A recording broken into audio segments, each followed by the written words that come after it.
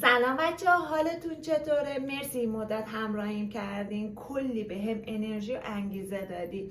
ویدیوی این هفتمون آموزش کشیدن ابروست. در حقیقت میخواستم ابرو رو موجه رو با هم دیگه بهتون آموزش بدم، ولی از اونجایی که دیدم یه ذره تایم ویدیو زیاد میشه و ممکن برای دیدنش اذیت بشین، گفتم این دوتا رو از همدیگه جدا کنم. پس ویدیوی این هفتمون میشه آموزش ابرو و ویدیو هفته آیندهمون هم میشه آموزش موژه. خیلی زود سریع مثل همیشه بریم سراغ آموزش. دو سر نازک رو میکشم، یه ذره تمرین میکنم که دست خودم هم آماده بشه و یه تمرین خوب بشه برای شما. برای کشیدن تارهای دو سر نازک بهتره که دستتون رو، من یه جا مشخص کنم اینجا، بهتره که دستتون رو رها کنید. یعنی چی؟ یعنی اینکه از یه جایی بذارین و رها کنید، بذارین رها کنید، بذارین رها کنید، انگار که دارین میکشین. و این کشیدنه تو جهت‌های مختلف و حالت‌های مختلف فرق میکنه.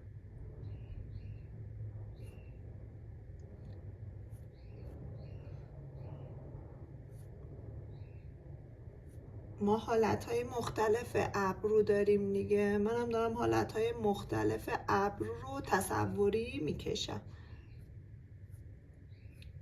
کوتاه، بلند، راست، چپ، در هر جهتی.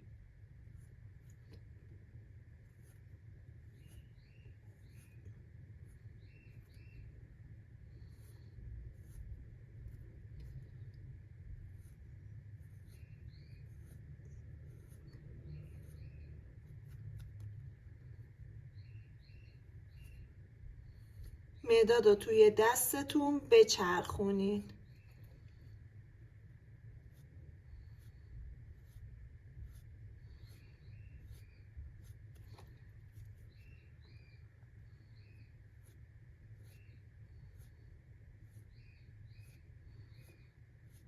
میبینید این تیز بودن ها خیلی مهمه. اینکه شما دارین به کدوم جهت میکشین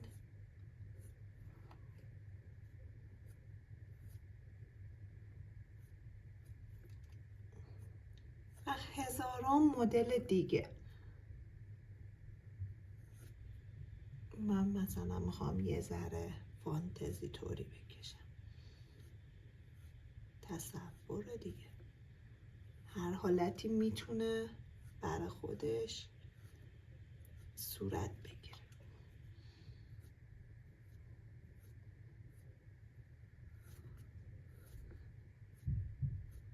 اول شاید یه ذره این کشیدن دو سر نازک براتون سخت بشه، ولی هر چقدر تمرین کنید راحت تر میشه.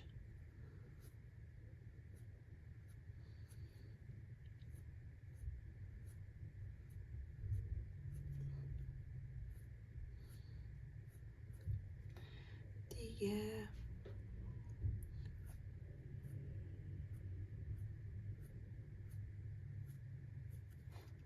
یا از انتها، مثلا انتهای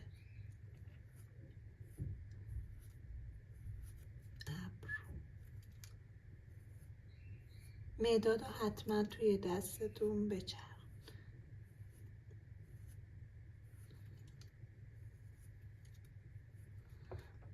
فکر کنم تا اینجا کافیه. بریم سراغ خود ابرو. یه چند تا ابر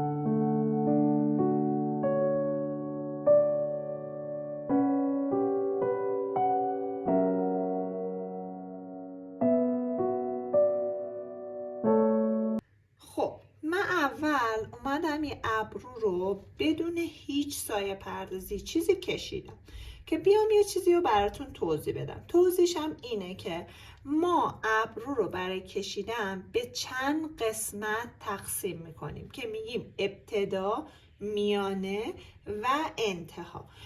این ابتدا که میشه همون تاج ابرو، میانه که میشه میانه ابرو که تراکم و پرپشتی ابرو رو نشون میده و انتها هم که شامل یه مقداری از خورده ابرو و دم ابرو هستش. ما برای کشیدن هر کدوم از این قسمت ها باید حالت دستمون به جهت و خواب ابرو باشه.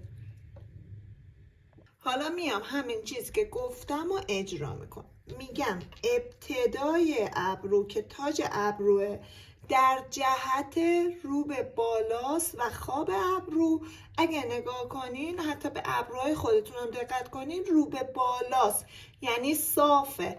پس دست من از پایین به بالا و از این حالت خامی هم در میاد. یه ذره خورده ابروها رو هم در نظر میگیریم. یه ذره فشار دستم هم زیادتره نسبت به بالا. میرسم به میانه. به میانه که میرسم چند تا چیز رو باید در نظر بگیرم. اول اینکه توی میانه ابرو تراکم ابرو بیشتره. تراکم ابرو رو ما چجوری نشون میدیم؟ با تارهای تک به تکی که میکشیم که در یک نقطه تلاقی پیدا میکنن و باز هر چیزی که داریم میکشیم در جهت خواب ابروه.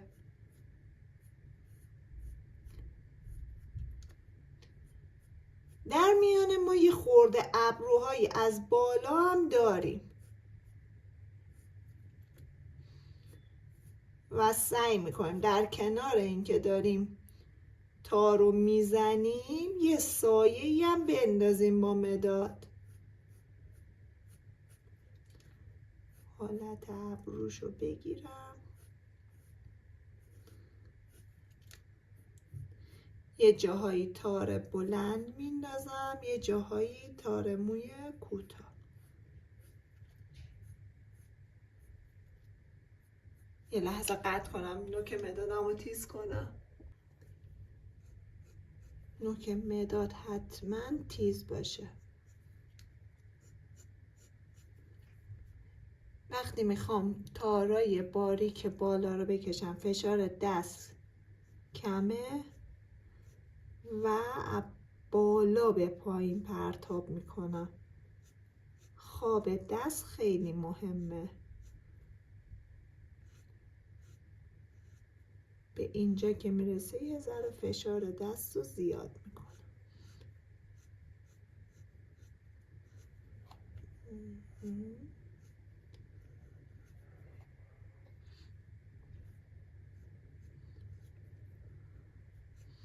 از اینجاها زیر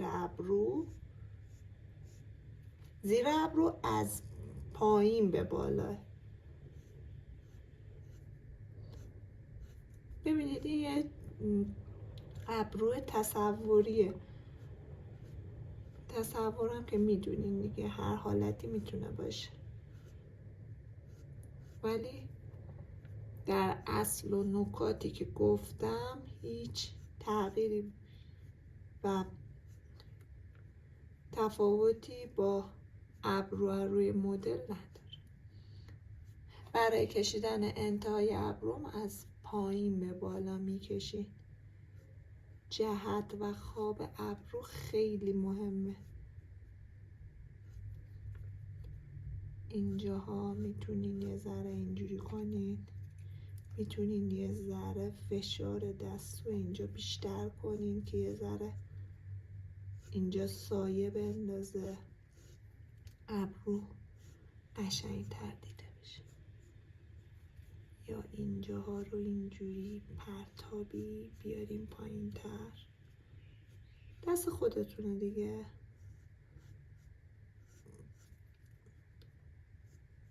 فقط باید دو سر نازک بشه و طلاقی هم حواستون باشه.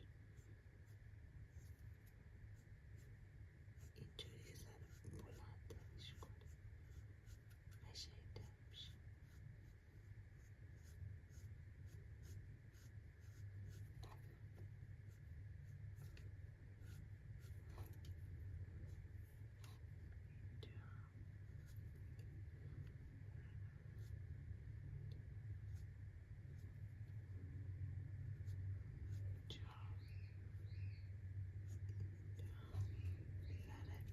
تیره شدن و پررنگ شدنش رو دوست دارم.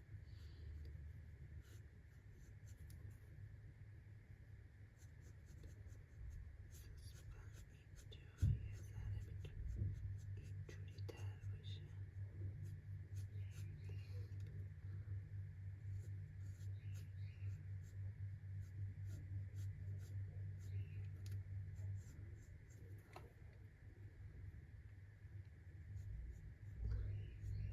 خوبه. بریم قسمت بعدی.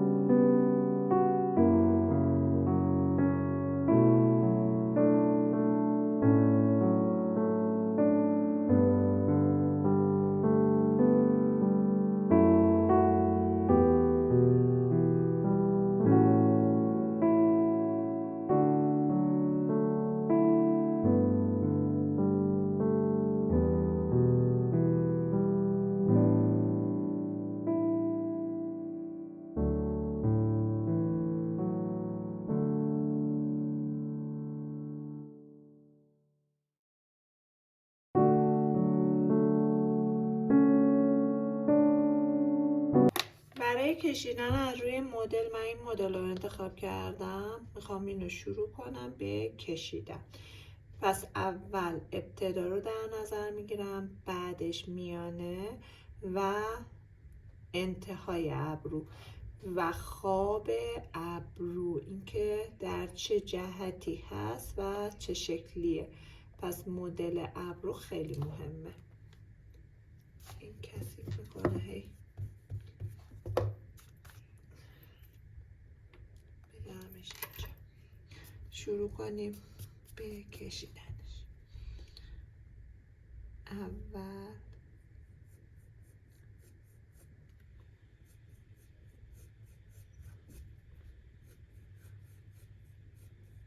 جهت ابر.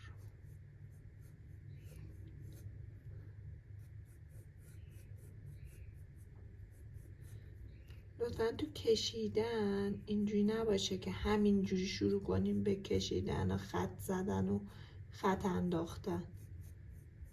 این نوع طراحی عمل کنین، ببینین، دقت کنین و در جهت و حالت درستش بکشین.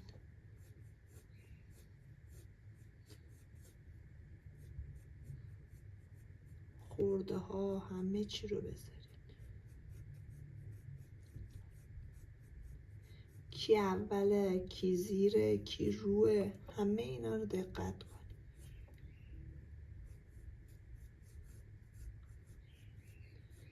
تیزی به کدوم ور اومده، تلاقی کجاست، جهت خواب ابرو کدومه.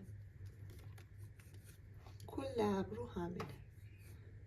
این که بتونین تارهای دو سر نازک بزنین و جهت درست ابروها، خواب درست ابروها رو بزنین و مدل ابرو که با تمرین به دست میاد. چیز سختی نیست. خب تمرین کردنش هم زمان بره، هم اوایلش سخت. کنترل خط و بلندی و کوتاهی و تلاقی و همه اینا.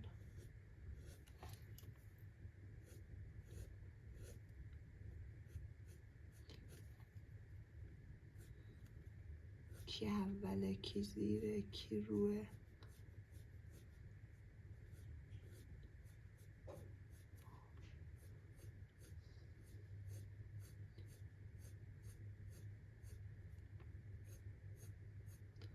ببینید اینا اولن و اینا روحن. به خاطر ما اینا رو بیشتر میبینیم و با هم دیگه تلاقی پیدا کردن. ابروی بلند و پرپشتی.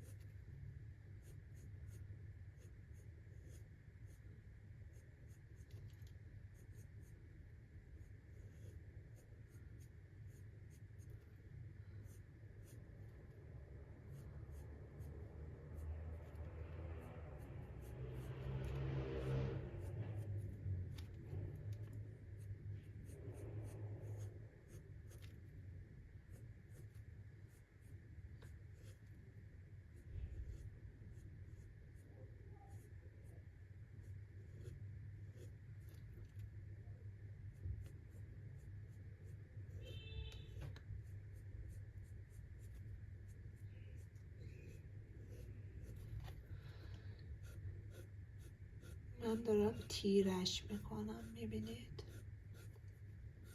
چون تیر است.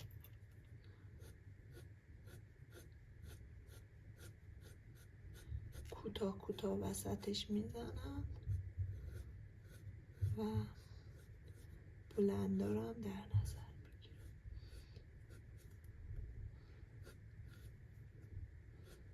اونایی که سایه دارن و سایه‌شون.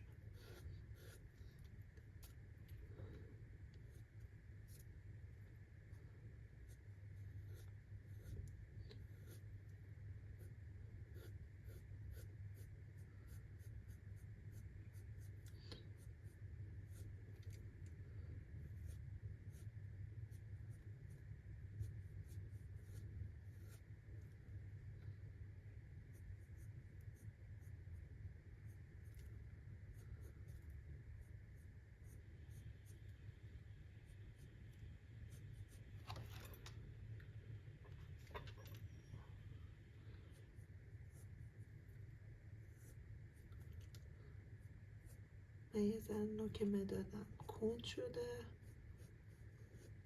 ولی شما لطفاً وقتی کند شد زود تیزش کنید. من میدونم چجوری استفاده ازش بکنم، ولی شما لطفاً تیزش کنید.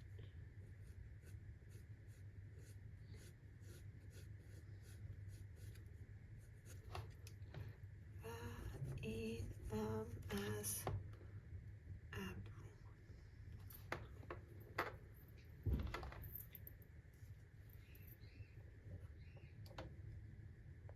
خب بچه ها، آموزش این هفتهمون هم تمام شد. لطفاً ویدیوها رو از سری اول تا الان و چندین بار ببینید این آموزش ها سریالی هستن.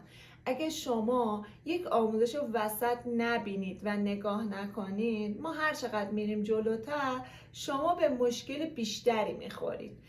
وقت بذارین، تمرین کنین، خیلی برای یادگیری هنر صبر داشته باشین و هیچی دیگه، همین دیگه. برای هفته هم تمرین داشته باشین تا ویدیوی هفته آینده. خداحافظ.